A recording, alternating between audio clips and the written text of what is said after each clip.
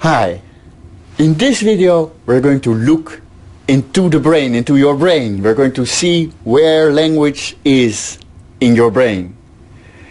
And we're going to look into what can go wrong. Sometimes if something goes wrong with your brain, something also goes wrong with your language. And I will show you some videos of that. But first, let's look into the different parts of the brain which seem to be used for language. And I have a small brain here, a small model of the brain, where I can show you those different parts. They are usually located on the left hemisphere of the brain. One area is this one. It's called Wernicke's area, after a 19th century doctor, medical doctor, who discovered its use for language. Also, this area here has a name after a 19th century doctor, Paul Broca. It's called Broca's area. It's also used for language in some way. The pathway between the two also seems to be important for language. It's not named after a doctor. It's named the arcuate fasciculus with a fancy Latin name. But these are the three areas which are typically mentioned first when it concerns language in the brain. They're not the only areas for language in the brain. Basically, language seems to be distributed across the brain in many different areas. And inversely, these areas here are not only used for language. We use them for other brain functions as well. But still, these are the three most important ones. How do we know? Well, initially we know, remember that Broca and Wernicke were doctors, 19th century doctors. They had patients who had had a stroke, and after the stroke had suffered from certain kinds of language problems. They would speak in a strange way, or they wouldn't be able to understand everything which was said to them. And then after the patients died, the doctors could open the brains and look into them and try to figure out where the problems had been. And by correlating the areas in the brain which were touched and the language problems, they could find out something about the function of those areas. So if this area is functioned and it means you don't speak very well, well, that definitely also means that speaking well is at least partly in this area here. Those language-related problems are called aphasia, or at least many language-related problems in the brain fall under the general rubric of aphasia. That means aphasia can be many different things, and those many different things seem to be connected in an interesting way to these three areas of Wernicke, Broca, and the arcuate fasciculus. The first type of aphasia is called Wernicke's aphasia, and it's called that because it's obviously located in Wernicke's area. That's where the physical problem seems to be. Wernicke's aphasia is also called fluent aphasia because if you listen to a patient, they sound very fluent. They make very nice grammatical sentences. All the sounds come out of their mouth fluently, like for any other speaker. But if you listen closely, what they say doesn't seem to make any sense. They use made-up words. They put words together which don't really seem to fit together. You cannot make any sense out of what they say.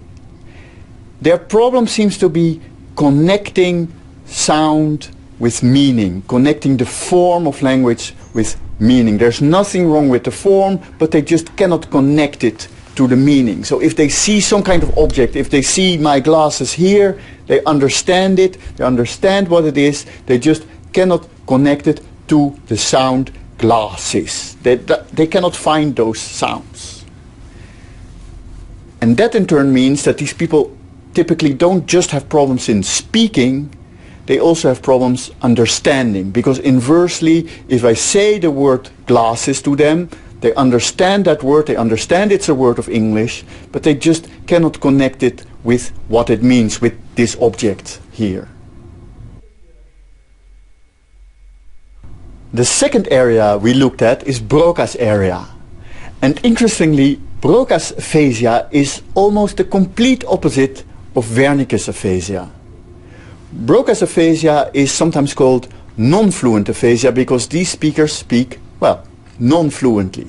They make ungrammatical sentences. They have hesitations. They make a lot of mistakes generally.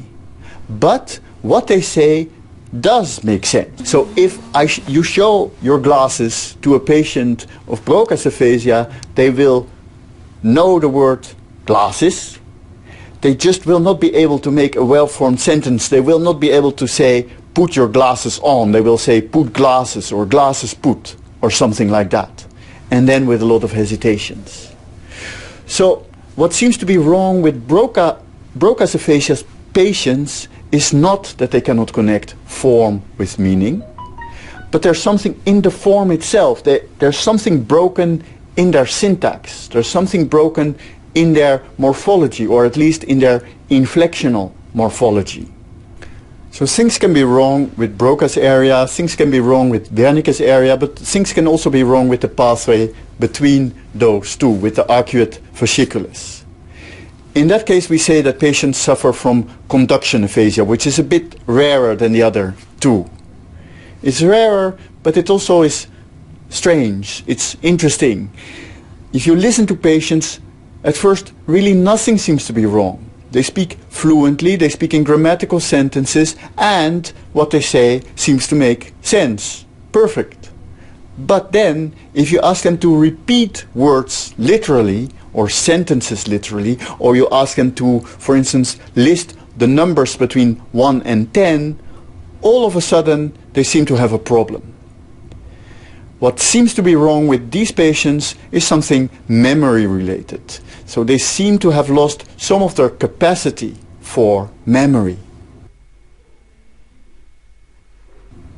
From studying aphasia like this, we can also learn certain things about how healthy brains work and how they deal with language. For instance, if Broca's patients typically have problems with syntax and morphology, that implies that in the healthy brain, important parts of syntax and morphology are probably located in Broca's area. And similarly, if you have a problem in Wernicke's area, and that means that you cannot easily connect form and meaning, that means that in healthy brains, Wernicke's area is probably used for making exactly that connection.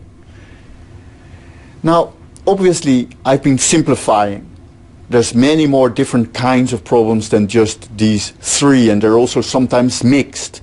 And typically, if you have a stroke, that stroke doesn't hit exactly one precise area, doesn't hit exactly just Broca's or Wernicke's area. A larger area might be involved, and in the larger area you might find, for instance, areas used for motor control. And if motor control is hit, it means you just cannot speak very easily for purely physical reasons. Now in the next video we're going to look more into brain problems. But we're going to look into brain problems which you have and which you have every day. Problems in your brain and in your language.